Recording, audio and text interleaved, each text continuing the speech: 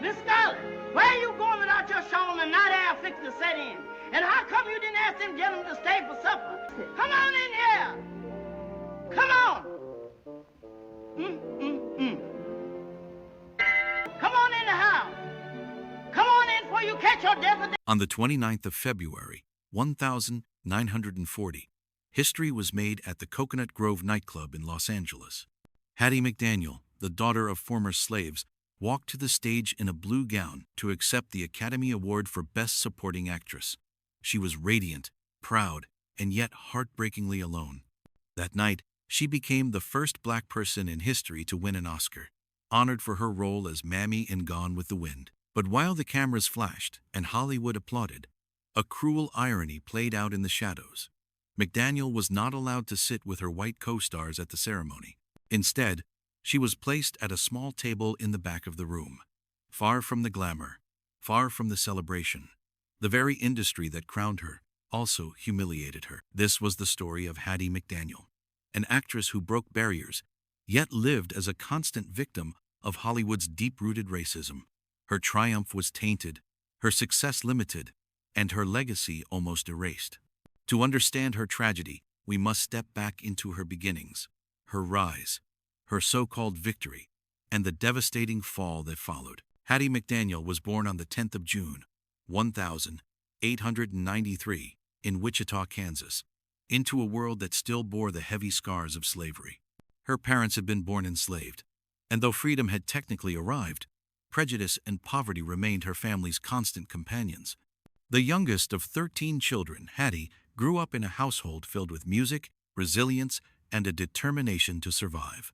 Her father, Henry, was a Civil War veteran, and her mother, Susan, was a singer of spirituals. From her earliest days, Hattie absorbed both the pain of her ancestors and the joy of their songs. By the time she was a teenager, Hattie's voice had become her gift.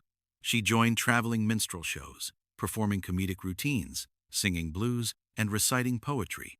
But these early opportunities came with shackles of their own. Black performers were expected to play caricatures, to reinforce stereotypes that white audiences found amusing. Even at this stage, Hattie's talent was both her blessing and her cage. In the 1922nd, she found her way into radio and vaudeville, carving out a space in entertainment few black women could dream of. She sang on Denver radio stations, earning the nickname Hi-Hat Hattie, known for her deep contralto voice and quick wit. But as the Great Depression tightened its grip, opportunities dwindled. Like so many African Americans, she worked as a domestic servant to make ends meet, a job that would eerily foreshadow the roles Hollywood would later offer her. By the early 1932nd, Hattie followed the migration of hope to Los Angeles, chasing dreams of film. Hollywood was booming, and she longed to be part of it. But again, the industry's narrow vision of black talent trapped her. She was cast repeatedly as maids, cooks, and housekeepers, the very roles she had performed in real life.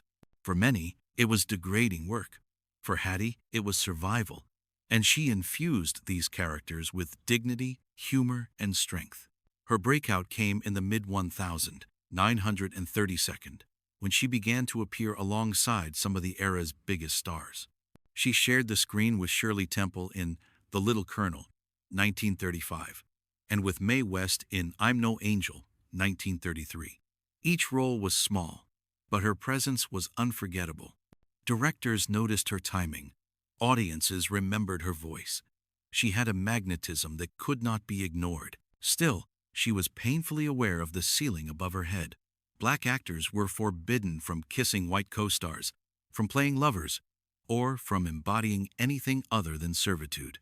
The more talented she became, the more frustrated she felt with the roles forced upon her. Yet, Hattie persevered. She believed that if she could not change Hollywood's rules, she could at least shine so brightly within them that her presence would demand recognition. And in 1939, recognition finally came with the role that would define her forever. In 1939, Hollywood prepared to unveil what would become its most ambitious epic, Gone with the Wind. The Civil War drama was destined to be the crown jewel of MGM's golden age, with stars like Clark Gable and Vivien Leigh commanding the spotlight. Yet hidden among the lavish sets and sprawling storylines was a role that would change history forever. That of Mammy, the sharp-tongued, fiercely loyal enslaved woman who served the O'Hara family. For many black actors, the role was controversial, a reminder of the chains that Hollywood still refused to break. But for Hattie McDaniel, it was a chance to turn a stereotype into something unforgettable. When she stepped into Mammy's shoes, she infused the character with a humanity and complexity that leapt off the screen. Her Mammy wasn't just comic relief. She was a moral compass, a voice of reason, a woman whose quiet strength anchored the chaos around her. When the film premiered, Hattie's performance was universally praised. Critics who often ignored or mocked black performers couldn't deny her power. She stole scenes from the leads. She delivered lines with a mix of warmth and authority that made audiences laugh, cry, and reflect. By the year's end, her name was whispered alongside Hollywood's finest. In early 1940, when the Academy Award nominations were announced, Hattie McDaniel's name appeared in the Best Supporting Actress category. For the first time in history, a black performer was considered worthy of Hollywood's highest honor. It was a watershed moment, a crack in the walls of prejudice that had long excluded African Americans from recognition. And yet, the night of the Oscars revealed the cruel paradox of Hattie's triumph. The ceremony was held at the Coconut Grove nightclub in Los Angeles, a glamorous venue that enforced a strict "no blacks allowed" policy. The studio had to pull strings just to allow Hattie to attend. Even then, she was seated at a small table in the back of the room, far from her co-stars and the Hollywood elite. When her name was announced as the winner, she rose in tears, walking through a sea of white faces to the stage. Her acceptance speech was dignified, filled with gratitude. "It has made me feel very, very humble. I sincerely hope I shall always be a credit to my race and to the motion picture industry."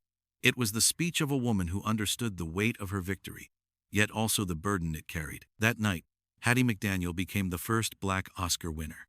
But even in triumph, she remained an outsider. The Academy celebrated her talent while Hollywood's racism continued to box her in. Her win was a moment of glory, but it was also the beginning of a deeper tragedy. Because after the applause faded, Hattie would discover that the Oscar was not a key to opportunity. It was a gilded cage. For most actors, an Academy Award is a golden ticket. Careers soar, roles expand, and Hollywood's doors swing wide open. But for Hattie McDaniel, her Oscar win was both a triumph and a trap. Far from liberating her from typecasting, it cemented her place in the very stereotypes she had hoped to outgrow. After 1940, the scripts that landed on her doorstep were painfully familiar. Maids, cooks, nannies, housekeepers. The industry, unwilling to see a black actress in any other light, doubled down on her subservient roles. To producers and studio executives, she was Mammy now, forever. They would applaud her talent, yet refuse to let her rise. Even more crushing were the criticisms she faced from her own community. While white Hollywood pigeonholed her, many black intellectuals and activists condemned her for taking such roles at all. The NAACP accused her of perpetuating damaging stereotypes, arguing that her portrayals reinforced the image of black people as servile and submissive. For Hattie, it was a devastating double bind. Despised by some in Hollywood for being too visible, criticized by her own people for the limited roles she was forced to accept, she tried to defend herself. "Why should I complain about making $700 a week playing a maid?" she once said. "If I didn't, I'd be making $7 a week being one." Her words revealed the harsh reality. Hollywood gave black actors almost no choice. To survive, she had to play the roles offered, even if it meant being branded a sellout. Behind the glamour of her Oscar, Hattie endured indignities that cut deep. On set, she was often excluded from cast photographs. At film premieres, she was sometimes barred from attending. In social settings, white actors who laughed with her on screen distanced themselves in public. The message was clear. She was good enough for entertainment, but not for equality. And yet, Hattie never stopped working. She appeared in films like In This Our Life, 1942, and Since You Went Away, 1944, always with the same dignity and spark that made her unforgettable. By the mid-1942, she also transitioned into radio, starring in the popular series The Bueller Show, where she became the first black woman to lead a nationally broadcast radio program. Still, even here, the role was another maid, a reminder that the shadow of Mammy followed her everywhere. What should have been her golden decade became a prison of repetition. Her Oscar had not freed her, it had locked her into the image of servitude. Hollywood had given her a crown only to remind her that it was made of thorns, and as the years wore on, Hattie McDaniel realized that the town she had helped break barriers in had no intention of letting her truly belong. By the mid-1942nd, Hattie McDaniel's career had begun to dim, not because her talent had waned, but because Hollywood no longer wanted her to shine. The industry that once celebrated her had grown tired of her presence, refusing to offer anything new beyond the endless cycle of maids and mammies. To them, she was a novelty that had already served its purpose. As younger white actresses rose to prominence and new genres took over the screen, roles for black performers shrank even further. Hattie found herself typecast into oblivion. Even when she brought humor, dignity, and gravitas to her roles, she remained a second-class citizen in the eyes of the studios. Her Oscar, meant to symbolize progress, became more of a relic than a passport to opportunity. At the same time, she battled accusations from within her own community. Critics argued that her portrayals reinforced harmful images of black servitude. Activists urged her to refuse such roles, but refusing meant unemployment. It was an impossible dilemma, and the weight of that criticism often crushed her spirit. She longed to be seen as more than the roles Hollywood forced upon her, but survival meant compromise. Off-screen, her personal life was equally tumultuous. Hattie married 4 times, but each union ended in heartbreak. Some marriages collapsed under financial strain. Others buckled under the pressures of her fame and the racism surrounding her. By the late 1942nd, she lived much of her life alone, surrounded by acquaintances but plagued by isolation. Financial struggles followed. Despite earning significant paychecks during her peak years, systemic racism made it nearly impossible for her to secure long-term financial stability. Hollywood salaries for black actors were a fraction of what white stars earned. Investment opportunities were scarce, and discriminatory practices often barred her from property ownership in desirable neighborhoods. At one point, she famously defied those barriers by purchasing a home in Los Angeles's West Adams district, a predominantly white area. Her white neighbors attempted to evict her, filing lawsuits to enforce racial covenants that banned black homeowners. Hattie fought back in court and won. It was a small but symbolic victory, proof that she refused to be erased even off the screen. Still, the battles took their toll. The glittering world of Hollywood seemed to recede further and further away, leaving Hattie stranded in its margins. She continued to work in radio with The Beulah Show, but even that platform came with its own controversies. Some praised her pioneering role, others saw it as another painful stereotype. By the end of the decade, Hattie McDaniel was a woman caught between 2 worlds, celebrated and shunned, remembered and forgotten, praised and condemned. She was America's first black Oscar winner, yet lived as though she were invisible. And, as the 1952nd approached, fate delivered its cruelest blow, one that no determination could overcome. By the early 1952nd, Hattie McDaniel's world had grown painfully small. The roles had all but disappeared, the applause had faded, and the crown she once wore so proudly felt more like a heavy burden. Hollywood had moved on, leaving her behind. To the studios, she was a relic of a bygone era, remembered only as Mammy, and dismissed as though her barrier-breaking triumph had never mattered. In 1951, just as she tried to reinvent herself in radio and television, tragedy struck. She was diagnosed with breast cancer, a devastating blow at a time when treatments were limited and brutal. Her once vibrant energy dimmed as she battled the disease in silence, refusing to let the world see her suffering.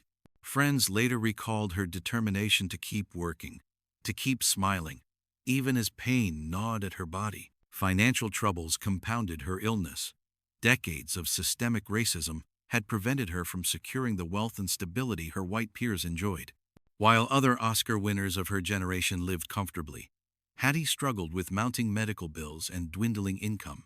She sold jewelry and personal belongings to cover expenses, a cruel irony for a woman who had once stood on Hollywood's grandest stage. Even in her final years, racism haunted her. When she passed away on the 26th of October, 1952, at the age of 59, her final wish was to be buried in Hollywood Cemetery, now Hollywood Forever Cemetery, a resting place for the industry's most iconic stars. But the cemetery refused her because she was black. The woman who had shattered barriers, who had carried Hollywood's first Oscar for a black performer, was denied a place beside the very stars she had once outshined. Instead, she was buried at Angelus Rosedale Cemetery in Los Angeles, far from the glitz and glamour she had helped define. Her death was quiet, her legacy nearly forgotten in the immediate years that followed. Hollywood offered little in the way of tribute. The press covered her passing, but there was no grand recognition, no sweeping acknowledgement of the magnitude of her achievement. For many, she remained Mammy, frozen in a role that defined her but never captured her full humanity. And yet, even in death, her story resonated. For those who knew her, Hattie was more than a stereotype. She was a fighter, a woman who had clawed her way from poverty to the pinnacle of Hollywood recognition, only to be cast aside by the same system she helped transform. Her tragedy lay not only in the racism she endured, but in the indifference of an industry that used her and then forgot her. But history has a way of reclaiming its forgotten heroes. And though Hollywood abandoned her in life and death, the truth of Hattie McDaniel's legacy would not remain buried forever. Decades after her passing, the story of Hattie McDaniel continues to echo as both a triumph and a tragedy. She remains immortalized as the first black performer to win an Academy Award. Yet her journey reminds us of the cruelty of an industry that celebrated her on stage and humiliated her off it. She was the embodiment of resilience, but also the victim of a system that gave her too little and took far too much. For years, her Oscar itself became a symbol of her complicated legacy. Donated to Howard University, it mysteriously disappeared in the late 1962. Rumors swirled. Was it stolen, misplaced, or deliberately destroyed by activists who saw her role as Mammy as a painful caricature? The loss of the statuette became another wound, another reminder of how fleeting recognition can be for those society chooses not to honor fully. And yet, time has a way of reframing the narrative. As Hollywood slowly began to confront its history of racism, voices grew louder in defense of Hattie. Scholars, actors, and audiences began to acknowledge that while her roles were limited, her courage was limitless. She took the crumbs Hollywood offered and turned them into something unforgettable. She gave dignity to characters designed to belittle her. She made millions laugh, cry, and remember her. In 1999, nearly half a century after her death, Hollywood Forever Cemetery finally corrected its injustice by installing a memorial for her on its grounds. While her body remains at Angelus Rosedale, the monument stands as a long overdue acknowledgement that she belongs among Hollywood's legends. Visitors still come, pausing to read her name and reflect on the woman who broke barriers before barriers were even meant to be broken. Her story has since inspired generations of black performers, from Sidney Poitier to Whoopi Goldberg, from Denzel Washington to Viola Davis.